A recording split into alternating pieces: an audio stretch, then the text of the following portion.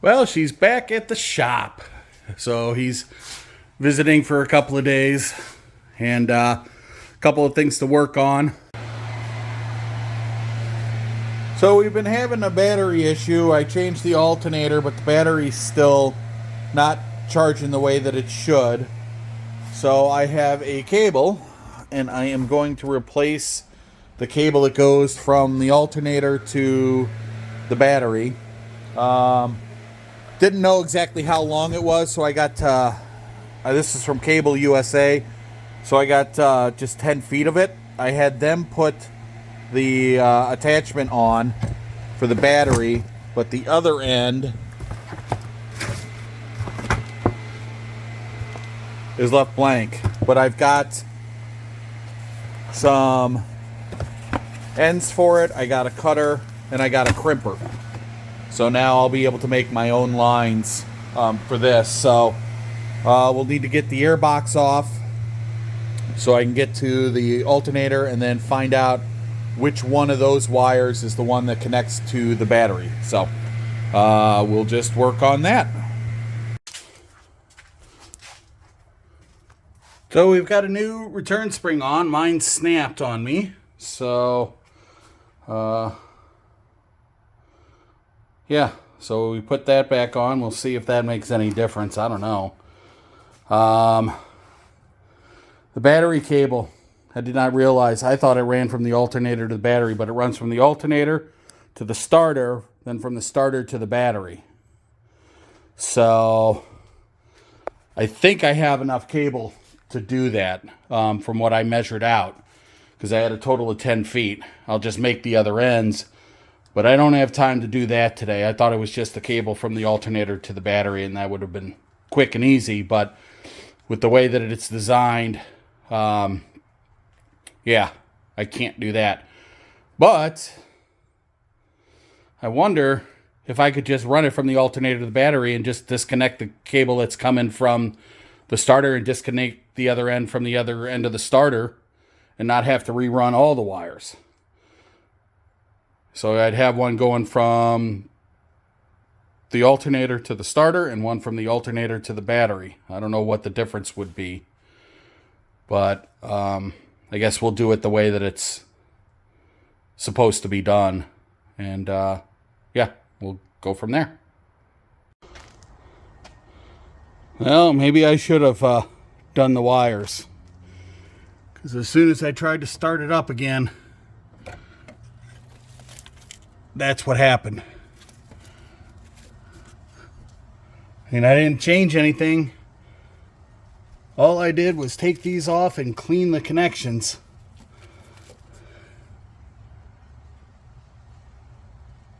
But that is it. And it was on fire down by the starter. But these wires are completely fried, so that whole, there was smoke pouring out of there. There was smoke pouring out of here, where it comes together. So hopefully I didn't just totally screw the car up, and hopefully it's just those power lines that need to be redone. I mean, it was trying to turn over, it was trying to crank, and all of a sudden the smoke started pouring out of it. Luckily I got it out of the garage and had a fire extinguisher and got it out. So he's not bringing it back to school tomorrow. And we got the wiring harness out. And that's what it looks like. So we are redoing our wiring harness. Just glad the car didn't burn down.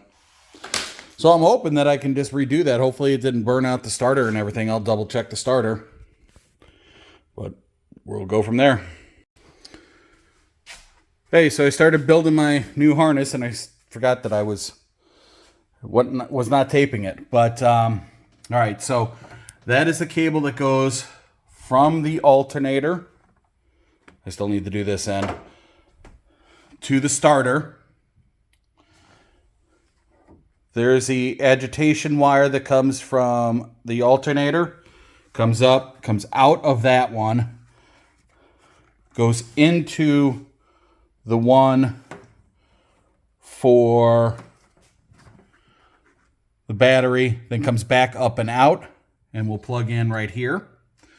Then this is the one that then comes down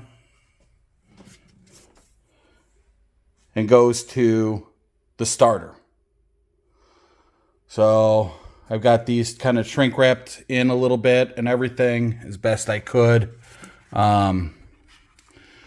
And we're just gonna try to go from there and see if we can get these down and in somehow. I gotta shrink wrap this, but that's gonna be the pain in the butt one. So I'm not 100% sure how I'm gonna do that, but I guess I'll shrink wrap up to here. But I'll have to figure that out. And then I just got to get them down, get it to the alternator, and then to the starter. So, fingers crossed. All right, all the lines are in. So I zip tied these to them. They had clips on them, but of course they broke. So I just put some foam around them just so they don't wear through the wires. But got everything buttoned up so we can put back the air box and everything, get it outside, blow it out, give it a quick rinse down on the inside of the engine bay here, and then give her a shot. But everything's hooked up underneath too, so I am 99.99% sure I did it right, but we'll see. All right, everything's back together. Blew it out, rinsed it out. I covered up all my electronics before I rinsed it out. So we're gonna let this dry for a little bit, and then we're gonna cross our fingers and hope that she starts and that it wasn't something else, and that's all that fried was just that just those cables, but all brand new cables, so should be good to go. Ready? All right, here we go.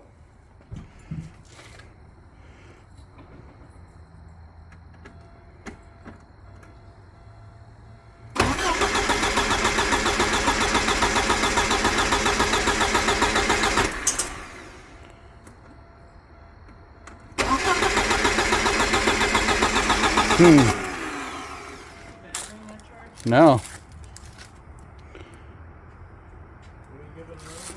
Yeah.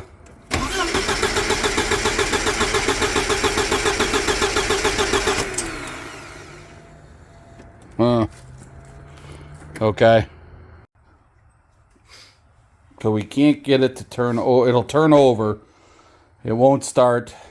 There is no tack bounce. So now I'm looking at my sensors or the DME itself. Maybe the DME relay. Might have taken a hit or something. I looked at all the fuses. All the fuses look fine inside. But there's just no tack bounce at all. So I'll have to look and see how I can test to see how the connectivity of the wires and everything. So I'll have to work. Well, would you look at that and guess what it was? It was the spark plug wires. We went to check spark and I pulled one of the wires and it yanked it right out. So we went and bought new spark plug wires. Thing is purring like a kitten. And I don't see any flames. Woohoo! No fire either. So now we got to check to see what we're getting for a voltage here. So we'll check that. All right, so here we go, and we are at idle. 13.79 at idle. And still no flames. Yeah. But yep, it was the bad spark plug wires. Amazing, huh? So we just took it out for a test drive and fired right up, and seems to be running pretty good and no flames. So we're going to call that a success. We're just leaving it outside here for just a little bit just to make sure. But fans still running and everything, but I think all is good. Hey, so I just wanted to kind of go through everything. Again, this is the wiring harness. So this was the battery end that I had to clip off. So that runs down. This end was the exciter wire for the battery, or that plugs in, and also the red line. So here's the exciter wire. It's just a thin wire. And then here's the power wire that comes from inside the car that attaches to the same spot that that exciter wire attached to, up right along the firewall up at the top there. This was down at the starter.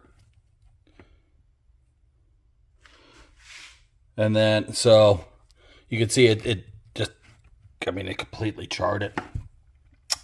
And then this was at the alternator.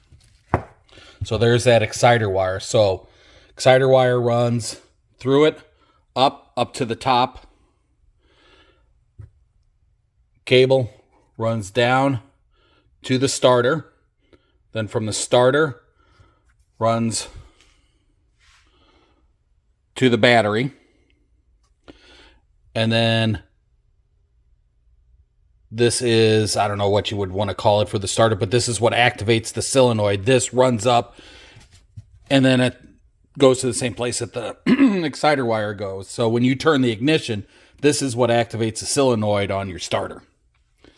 So that's how that burnt up.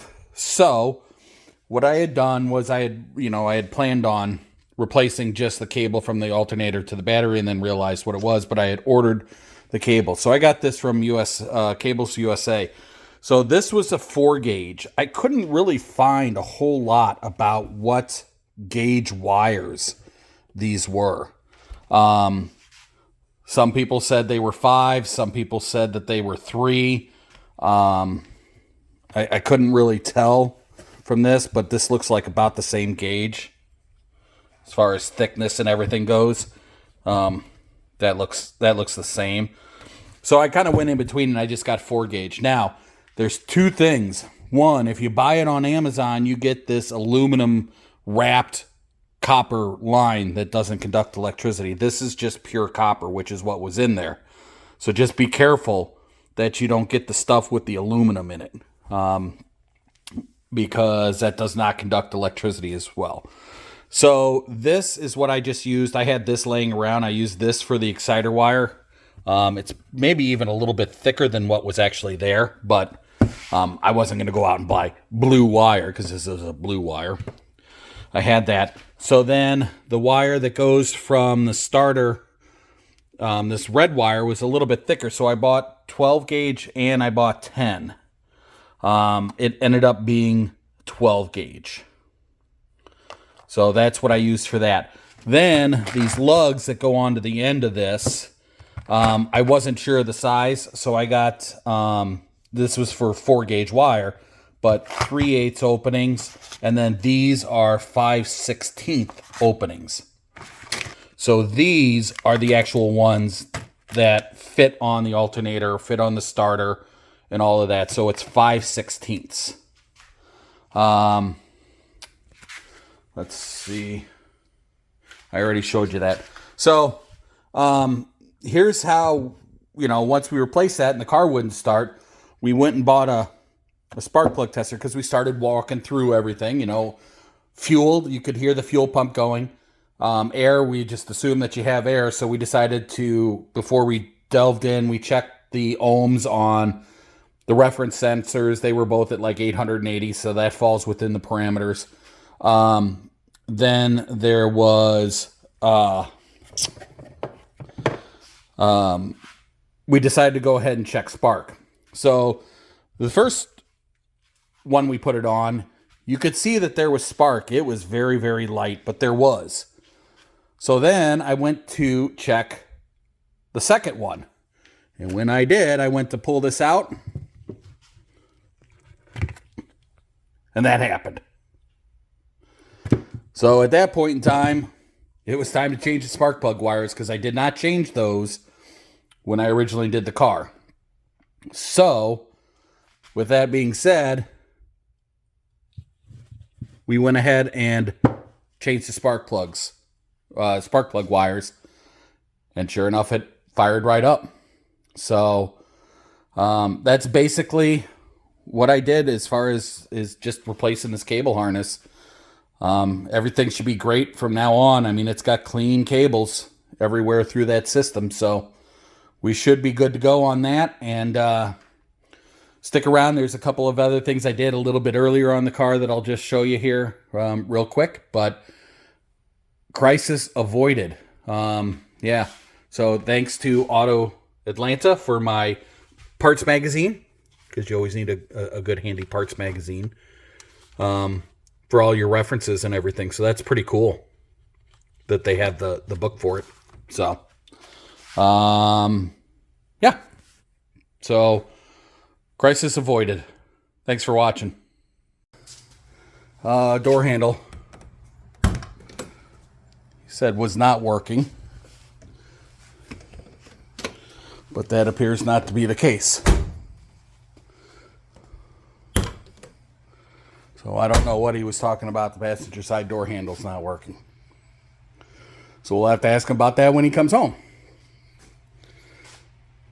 Yeah, I don't know. So, one of the things we do want to work on is this carpet down here. You can see.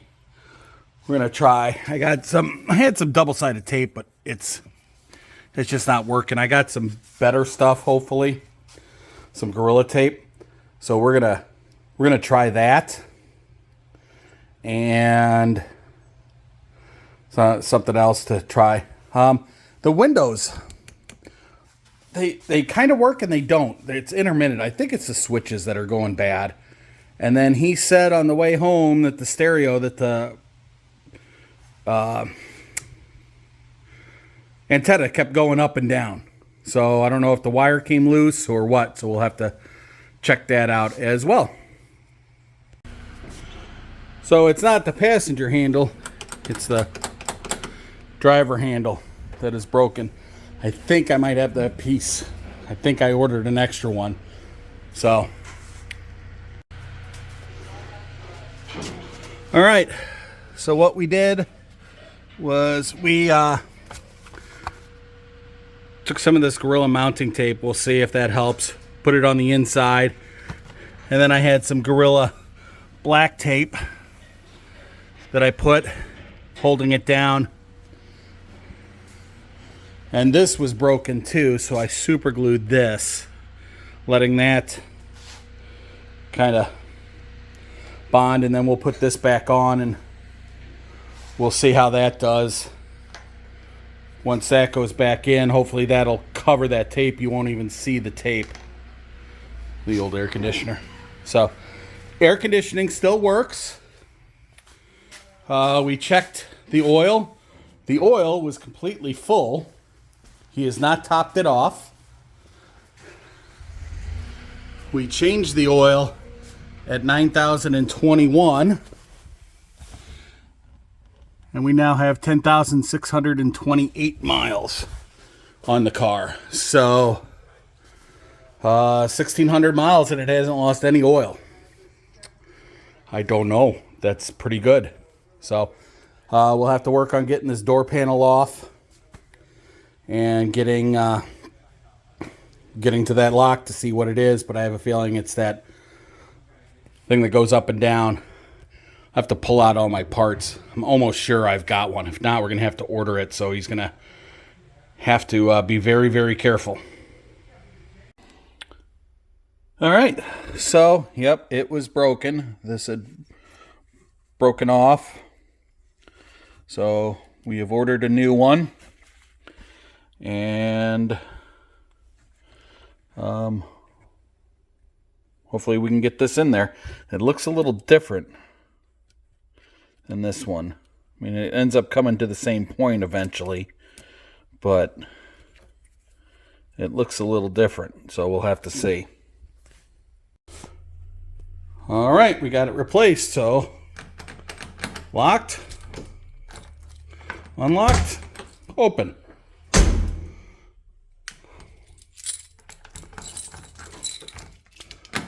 Locked, unlock, open. I hate working on these locks. It is the most asinine design, but it's in and it's working, so we are good to go on that.